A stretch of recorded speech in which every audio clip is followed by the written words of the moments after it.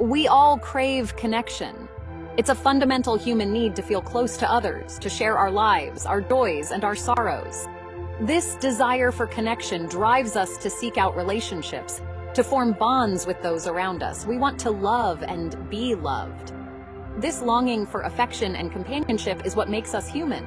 We seek out relationships that make us feel valued, cherished, and understood. But not all relationships are healthy or nurturing, but sometimes we find ourselves in relationships that hurt us, relationships that leave us feeling trapped. These relationships can be confusing and painful, making us question our worth and our choice. We may feel isolated, misunderstood, and alone in our suffering. This is where trauma bonding can occur. Trauma bonds are forged in the fires of intense emotional experiences. Often involving cycles of abuse and reconciliation, they create a powerful yet destructive connection between the abuser and the victim. Trauma bonding is a psychological response to abuse.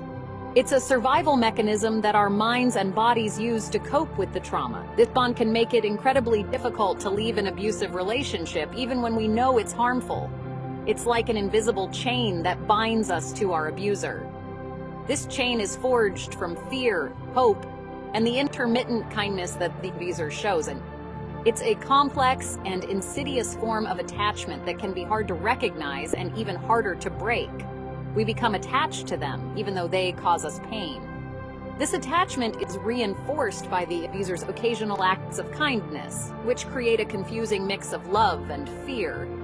We may find ourselves making excuses for their behavior, hoping that things will get better.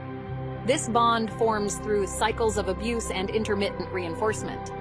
The abuser alternates between cruelty and kindness, creating a roller coaster of emotions that keeps us off balance. This unpredictability strengthens the trauma bond, making it harder to leave. Imagine a spiderweb, sticky and suffocating.